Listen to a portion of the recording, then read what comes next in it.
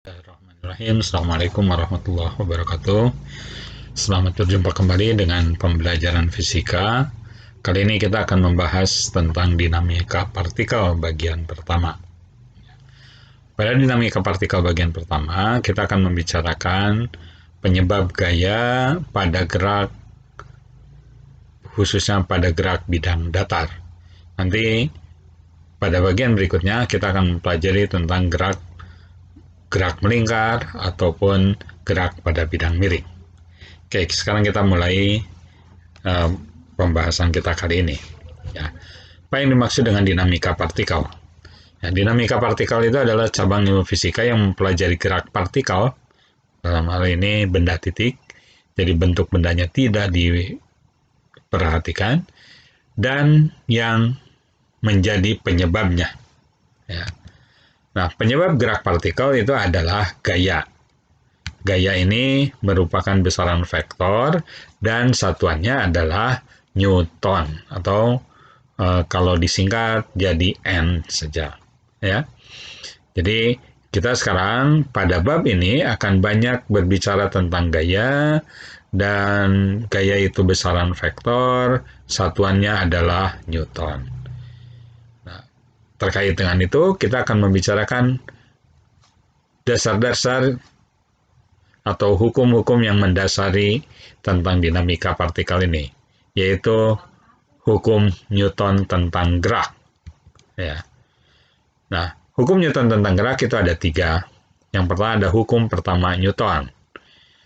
Hukum pertama Newton berbunyi, jika resultan gaya-gaya yang bekerja pada benda sama dengan 0, ya, sama dengan 0, maka benda yang semula diam akan terus diam, atau yang semula bergerak akan terus bergerak lurus dengan kecepatan tetap. Ya. Nah, formulasi matematisnya, resultan gaya sigma F sama dengan 0. Nah, kalau sigma F sama dengan 0, artinya ya, komponen sigma F ini pada arah X juga harus sama dengan 0, resultan gaya-gaya pada arah X sama dengan 0, dan resultan gaya-gaya pada arah Y juga harus sama dengan 0. Ya. Sigma Fx adalah resultan gaya sejajar sumbu X, dan sigma Fy adalah resultan gaya sejajar sumbu Y. Nah, ini hukum pertama Newton. Biasanya benda yang memenuhi kondisi hukum pertama Newton, dia disebut berada dalam keseimbangan. Ya, dia berada dalam keseimbangan. Ini adalah hukum pertama Newton. Ya, sigma F sama dengan 0. Sederhananya seperti itu. Nah, apa contoh aplikasi dari hukum pertama Newton ini? Kalau kalian pernah menaiki kendaraan, kemudian kendaraan itu sedang bergerak, kemudian tiba-tiba pengemudinya mengerem dengan mendadak. Maka yang terjadi, ya, karena kendaraan yang direm itu diberi gaya ke arah belakang, maka badan kita itu akan berusaha mempertahankan keadaan sebelumnya, yaitu bergerak ke depan. Ya, sehingga ketika direm, maka badan kita akan bergerak ke depan. Ya, jadi pada saat bergerak dengan kendaraan bergerak ke depan, kan badan kita juga bergerak ke depan. Ya, ini adalah contoh penerapan hukum ke-1 Newton. Nah, hukum kedua Newton. Nah, jika suatu resultan gaya bekerja pada sebuah benda, artinya tidak sama dengan 0, maka pada benda itu akan timbul percepatan yang besarnya sebanding dengan besar resultan gaya itu. Ya. Kalau kita tulis formulasi matematisnya, kalau ini kan sigma F sama dengan 0. Ya, kalau sigma F sama dengan 0, dia akan diam atau bergerak lurus beraturan. Kalau sigma F-nya tidak sama dengan 0, maka sigma F sama dengan M kali A. Maka benda itu kalau bergerak lurus akan bergerak lurus dipercepat atau diperlambat. Akan gerak lurus berubah beraturan. Kalau yang ini akan gerak lurus beraturan. Ya, ini sigma F sama dengan M kali A, maka resultan gaya pada arah X itu akan sama dengan M kali A pada arah X. Dan sigma F pada arah Y itu sama dengan M kali A pada arah Y. Dengan AX itu percepatan sejajar sumbu X dan AY percepatan sejajar sumbu Y. Sedangkan sigma Fx dan sigma Fy-nya sama dengan yang bagian di atas. Ini yang kedua. Jadi secara ringkas, hukum Newton tentang gerak itu yang pertama sigma F sama dengan 0, yang kedua sigma F sama dengan M kali A. Ini yang akan kita pergunakan, cukup banyak kita pergunakan. Ya, sigma F sama dengan 0, sigma Fx sama dengan 0, sigma Fy sama dengan 0, atau sigma F sama dengan MA, sigma Fx sama dengan M kali AX, dan sigma Fy sama dengan M kali AY. Ya. Kita lanjutkan ke hukum berikutnya, yaitu hukum ketiga Newton. Nah, hukum ketiga Newton ini mengatakan begini, jika sebuah benda mengerjakan gaya kepada benda lain, maka benda tersebutlah benda ini benda yang pertama mengerjakan gaya pada benda lain itu benda kedua, maka benda kedua yang disebut benda lain ini akan mengerjakan gaya yang sama besar kepada benda pertama namun arahnya berlawanan. Ya, hukum ketiga Newton ini disebut dengan gaya aksi dan reaksi. Ya. Nah, apa sifat-sifat gaya aksi, pasangan gaya aksi dan reaksi ini? Nah, ini ciri-ciri pasangan gaya aksi reaksi. Yang pertama, ya, gaya aksi dan reaksi itu bekerja pada dua objek yang berbeda. Perhatikan ini, ya. Ini benda pertama mengerjakan kepada benda kedua, maka benda kedua akan mengerjakan pada benda pertama. Jadi, objeknya dua yang berbeda. Kemudian arah kedua gaya selalu berlawanan. Ya. Dan yang ketiga, besar kedua gaya selalu sama besar. Ya, perhatikan contoh berikut ini, ya, contoh gaya aksi reaksi. Perhatikan ini, kalau seseorang menarik tali yang diikatkan kepada pohon, ya, ini gaya tarik pohon. Jadi anak menarik pohon tali terhadap pohon, jadi ada gaya tarik anak terhadap pohon, maka pada saat yang sama ada gaya tarik pohon terhadap anak. Arahnya berlawanan tetapi besarnya sama. Kemudian yang kedua, kalian perhatikan. Ini ada dua contoh yang harus kalian perhatikan. Yang pasangan aksi reaksi itu yang sebelah kanan, yaitu gaya tekan meja pada buku. Ini meja menekan buku karena oleh buku ditekan. Jadi gaya tekan buku oleh meja. Apa yang berfungsi gaya tekan buku atau gaya tekan meja pada buku atau gaya tekan buku pada meja? Yang gaya aksi reaksi itu adalah gaya tekan meja pada buku dan gaya tekan buku pada meja. Kalau pada kasusnya ternyata gaya tekan meja pada buku itu adalah gaya normal, nanti kita akan mempelajari tentang gaya normal, dan gaya tekan buku terhadap meja adalah gaya gravitasi dari buku, ya. Maka yang menjadi gaya aksi reaksi itu adalah gaya tekannya. Kalau gaya normal dengan gaya beratnya itu adalah dua gaya yang berbeda. Sama dia berfungsi sebagai ini. Jadi gaya normal dan gaya gravitasi itu bukan gaya aksi reaksi. Ya. Nah, gaya karena apa? Gaya berat itu ya bekerja terhadap buku. Ya, gaya normal itu kan gaya tekan meja terhadap buku, bekerja juga kepada buku. Sedangkan syaratnya tadi apa? Harus bekerja pada dua objek yang berbeda. Kalau ini bekerja pada satu objek yang sama. Ya. Dan yang lainnya. Misalkan ini pelari ketika menginjak balok start. Ya. Ketika menginjak balok start. Kaki pelari itu akan menginjak balok start. Dia akan bereaksi menekan balok start ke sana. Maka si balok start akan memberikan reaksi dengan menekan balik kaki si pelari itu. Ya. Kemudian yang lain, misalnya di dalam olahraga ada perenang, ya. Gaya aksinya itu tangan si perenang, ya, menekan air, ya. Maka gaya reaksinya air akan menekan si perenang ke arah yang sama, sehingga si perenang ini akan melaju ke arah depan. Itu contoh hukum ketiga Newton. Dan contoh yang lain yang nanti akan kita bahas, misalkan ketika kita menghitung berapa gaya tekan uh, lantai lift terhadap benda, ya.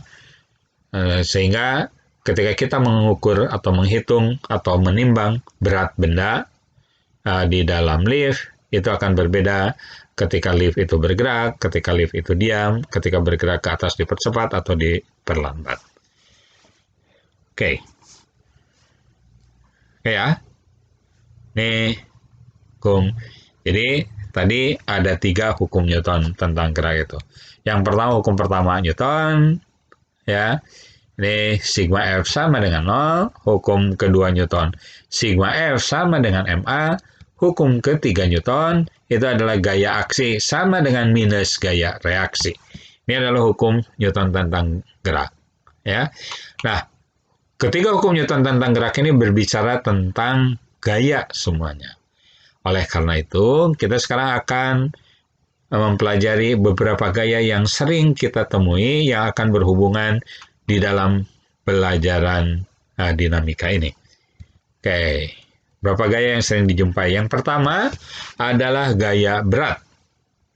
Ya, gaya berat, lambangnya W, adalah gaya yang dialami oleh sebuah benda karena adanya gaya tarik gravitasi. Karena kita sekarang ada di bumi, ini ada gaya gravitasi bumi.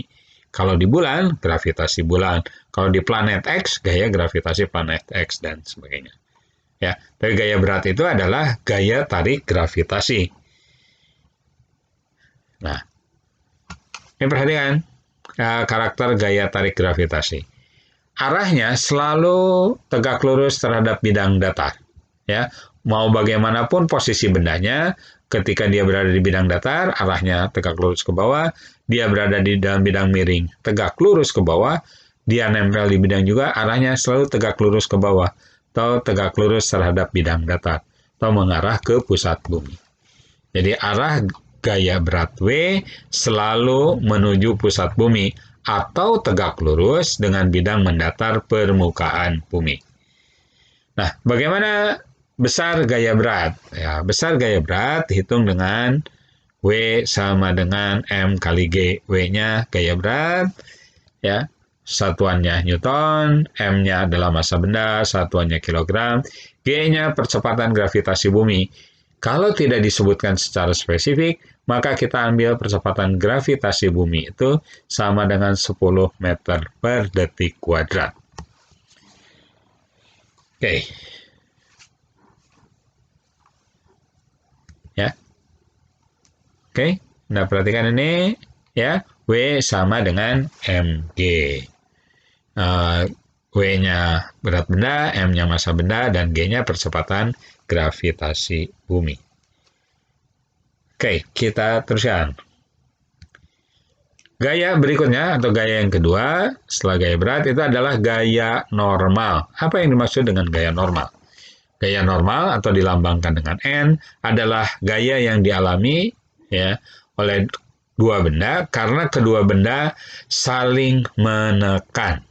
Ya, kedua benda saling menekan. Seperti tadi, buku di atas meja, buku menekan meja, meja juga akan menekan buku. Ya.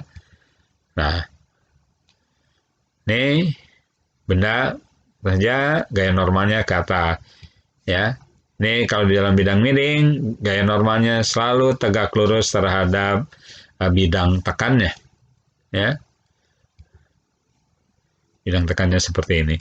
Ya, nanti juga kalau misalkan ada yang menyender, ada tongkat seperti begini, karena titik tekannya di situ, maka arah gaya normal N selalu tegak lurus terhadap bidang tekan kedua benda, atau tegak lurus terhadap garis singgung titik tekan kedua benda. Ya. Besar gaya normal suatu benda tergantung sistem gaya-gaya yang bekerja terhadap benda itu. Berikutnya, ada gaya tegang tali atau T. Ya, gaya tegang tali adalah gaya pada tali ketika tali itu sedang menegang karena ditarik sesuatu atau kenapa pun. Jadi, ya, dia sedang tegang. Nah, contohnya misalkan ketika kita menggantungkan beban pada sebuah tali, maka akan ada gaya tali yang bekerja terhadap uh, massa M ini, ya. Kan ada juga gaya tegang tali yang bekerja terhadap uh, tempat menggantungkan tali ini, ya. Besar keduanya itu harus sama. Atau seperti ini, ya. Ada M1, M2, ini ditarik dengan F, ya. Misalkan gaya tegang tali yang bekerja pada M2 itu kita sebut T2, yang bekerja pada M1 bisa kita sebut T1, ya. Nah, kondisi umumnya, ya, kalau ini bendanya dalam kondisi licin, T1 sama dengan T2. Tapi kalau ada gesekan, itu nanti T1 dan T2 itu akan berbeda. Nah, berapa besar T-nya? Apakah sama seperti tadi dengan W ada rumus tertentu? Ya, ternyata arah gaya tegang tali bergantung pada benda atau titik benda yang sedang ditinjau. Seperti ini. Nah, besar gaya tegang tali bergantung pada sistem gaya-gaya yang bekerja terhadap benda itu. Ya. Oke. Jadi yang tadi sudah bisa dipastikan besarnya, itu hanya gaya berat, yaitu W sama dengan M kali G. Gaya normal tergantung sistem. Kemudian gaya tegang tali juga tergantung sistem. Ya. Sekarang kita lanjutkan, kita lihat contoh soal. 3 buah gaya, F1 10 Newton, F2 15 Newton, dan F3 C Newton. Bekerja pada sebuah benda seperti ditunjukkan pada gambar pada benda ini. Jika benda tetap diam, kalau benda tetap diam artinya dalam keadaan seimbang, berapakah nilai C? Nah, ini adalah contoh aplikasi dari hukum Newton pertama. Ya. Oke, kita jawab. Menurut hukum pertama Newton, sigma Fx sama dengan 0, karena ini sejajar dengan sumbu X. Gaya apa saja yang bekerja pada arah sumbu X ini? Ya, kita punya konsensus ke arah kanan positif, ke arah kiri negatif. Ini yang ke arah kanan apa saja? Ada F1, ada F2, dan ada F1 dan F2 ke arah kanan, F3-nya ke arah kiri. Sehingga Fx-nya F1 tambah F2. Dikurangi F3 sama dengan 0. Ya. Saya ulangi, sigma Fx sama dengan 0. F1 tambah F2, karena ini sama-sama ke kanan, dikurangi F3, karena arahnya ke sebelah kiri, ya, sama dengan 0. Masukkan angkanya 10 Newton, F2-nya 15 Newton, F3-nya C. Ya. 10 tambah 15, 25, kurangi C sama dengan 0, maka C-nya adalah 25 Newton. Ya. Nih, perhatikan hukum pertama Newton, sigma Fx sama dengan 0. Ya. F1 tambah F2, F1 dan F2-nya ke sebelah kanan, F3-nya ke sebelah kiri. Seperti itu. Oke, berikutnya, contoh berikutnya. Nih, jadi nilai C adalah 25 Newton. Contoh berikutnya, perhatikan. Sebuah benda bermasa 4 kg tergeletak di atas bidang datar. Ya. Jika G sama dengan 10 meter per detik kuadrat, tentukanlah. Ya. Berat benda tersebut, berarti W-nya yang ditanya. B, besar gaya normal yang bekerja pada benda tersebut. Oke, kita jawab berat benda. Rumusnya W sama dengan M kali G. M-nya ada 4 kg, G-nya ada 10 meter per detik kuadrat. Maka W sama dengan 4 kali 10, W-nya 40 Newton. Ya, jadi berat benda tersebut 40 Newton. Sekarang tentukan besar gaya normal yang bekerja pada benda tersebut. Ya, ini pada arah Y tidak ada gerakan, berarti sigma Fy sama dengan 0. pada arah mendatar ini. Yang ke atas positif, yang ke bawah negatif. N minus W sama dengan 0, maka N-nya sama dengan W. Karena W-nya 40 Newton, maka N-nya juga 40 Newton. Jadi besar gaya normal yang bekerja pada benda tersebut adalah 40 Newton. Ya. Nanti pada bagian berikutnya kita akan melihat bagaimana kalau gaya normal itu pada bidang miring. Sekarang kita akan mempelajari pada bidang datar dulu semuanya. Oke.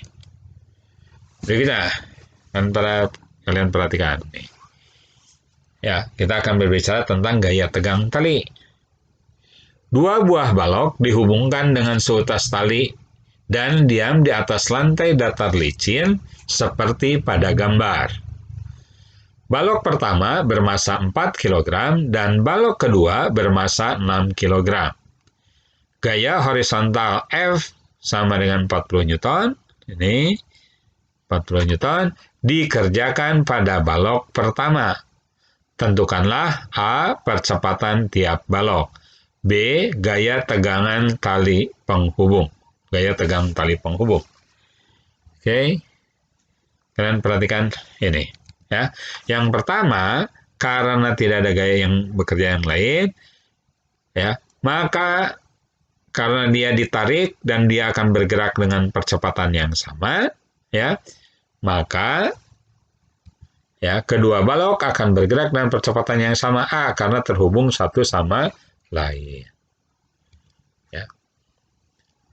Ya, terhubungnya linear hanya satu saja. Tinjau balok 1. Balok 1 itu yang pertama. Ini. Perhatikan gaya-gaya yang bekerjanya. Ini pada sumbu X ada F ke sana, kemudian ada T, gaya tegang tali yang arahnya ke belakang ke sana. Di sini ada gaya normal, kemudian ada gaya berat. Ya. Ini gayanya. Nah, ini menurut hukum Newton kedua, sigma Fx sama dengan M kali AX. Sigma Fx-nya ada apa saja? Ada F dan ada T. Berarti F kurangi T sama dengan M1 kali A. Maka T-nya sama dengan F kurangi M1 kali A.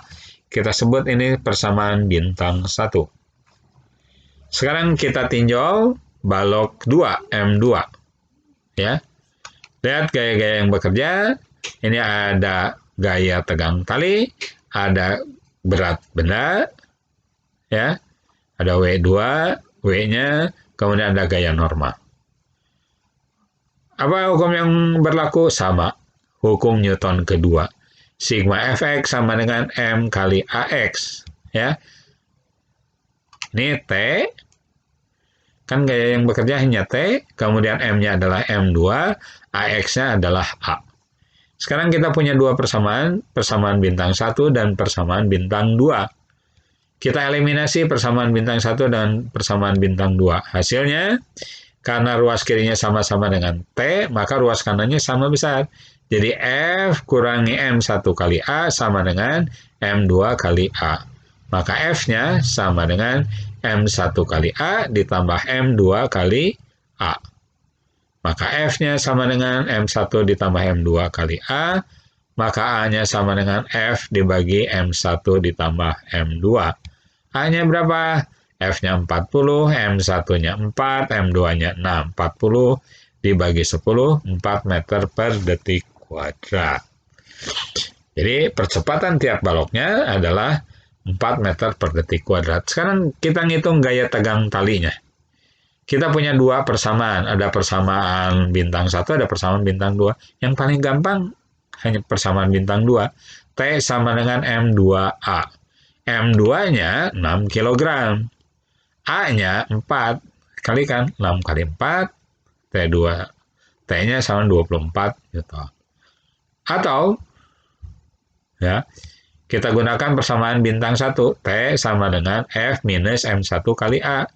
Maka T-nya sama dengan 40 dikurangi M1-nya 4, A-nya 4. 40 dikurangi 16, maka T-nya 24 Newton. Jadi kita menggunakan persamaan yang mana saja, kalau kita menghitungnya dengan benar, maka hasilnya akan sama.